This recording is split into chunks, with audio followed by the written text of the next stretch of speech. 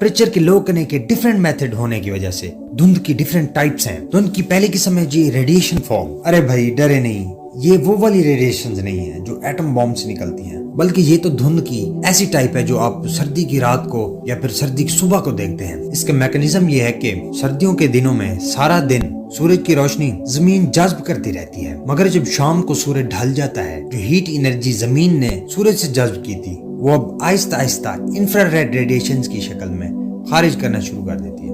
मगर वो infrared radiation इतना ज्यादा कम हीट एनर्जी की हामिल होती हैं कि इंसानी जल्द उन्हें डिटेक्ट नहीं कर सकती। हवा की जो लेयर ग्राउंड के करीब होती है वो इस रेडिएशन एनर्जी को जज्ब करके एक्सपेंड कर जाती है और उसकी जगह हवा के दूसरे मॉलिक्यूल ले लेते हैं। दूसरे मॉलिक्यूल भी इस तरह से करते हैं और ये सिलसिला चलता रहता है। हवा के मॉलिक्यूल का इस तरह एक्सपेंड करने से इंटरनल एनर्जी कम हो जाती है, जिसकी वजह से हवा का टेम्परेचर लो हो जाता है। इस मेथड से टेम्परेचर को लो करने को रेडिएटिव कूलिंग कहते हैं। ऐसा टेम्परेचर जिस पर धुंध बनना शुरू हो जाए उसे ड्यू पॉइंट कहते हैं। अगर बिलफर्ज हवा ना चले और रेडिएटिव कूलिंग जारी रहे, जिस वक्त हवा का टेम्परेचर ड्यू पॉइंट के करीब पहुंचेगा तो धुंध बनना शुरू हो जाएगी।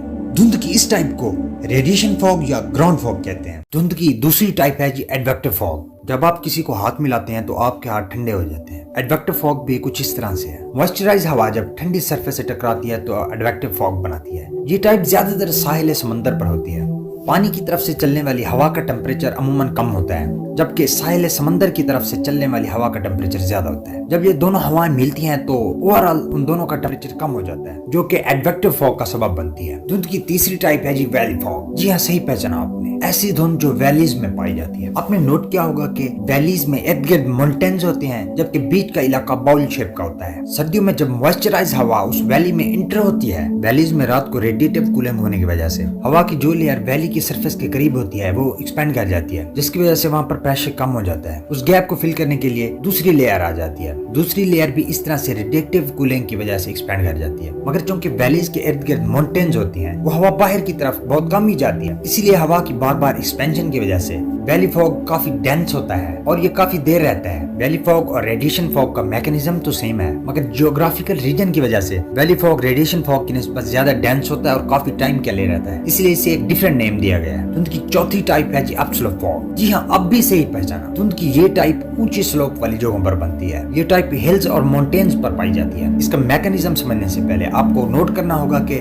माउंटेन्स पर एटमॉस्फेयर का प्रेशर अर्थ सरफेस की निस्बत कम होता है। जब अनबैलेंस्ड एयर के फोर्स करने की वजह से हिल्स या फिर माउंटेन्स पर पहुंचती है तो वहाँ पर प्रेशर के कम होने की वजह से एक्सपेंड कर जाती है। इस एक्सपेंशन की वजह से इसका टेम्परेचर कम हो जाता है। इस प्रोसेस को एडियाबैटिक कूलिंग कहते हैं। सर्दियों में आपने नदी नालों, नहरों, जोड़ों या फिर इस टाइप की दूसरी स्मॉलर बॉडीज पर आपने देखा होगा कि पानी की सरफेस से धुआं उठ रहा है। ये टाइप स्टीम फॉग कहलाती है। इसका मैकेनिज्म ये है कि सर्दियों में पानी के इर्द गिर्द मौजूद हवा का टेम्परेचर ज्यादा होता है, जबकि पानी की हीट कैपेसिटी ज्यादा होने की वजह से पानी रिलेटिवली गर्म होता है। इर्द गिर्द की जब मॉइस्चराइज और ठंडी हवा वाटर की सरफेस से टकराती है तो बनने वाली इस धुंध को स्टीम फॉग कहते हैं। Frontal fog. आपने नोट किया होगा कि अगर सर्दियों में बारिश हो जाए या फिर कम गर्मियों में अक्सर रात के वक्त भी बारिश के बाद थोड़ी सी धुंध मालूम होती है। ये टाइप फ्रंटल फॉग है। इसका मैकेनिज्म ये है कि बारिश से किसी रीजन में हवा का टेम्परेचर कम हो जाता है। करीब के इलाके की हवा जिस पर बारिश नहीं हुई होती उसका टेम्परेचर रिलेटिवली ज्यादा होता है। जब ये दोनों हवाएं मिलती हैं तो उनका टेम्परेचर डिक्रीज हो जाता है, जो कि फ्रंटल फॉग का सबब बनता है। धुंध की एक और टाइप है जी फ्रीजिंग फॉग। ये टाइप उस वक्त बनती है जब टेम्परेचर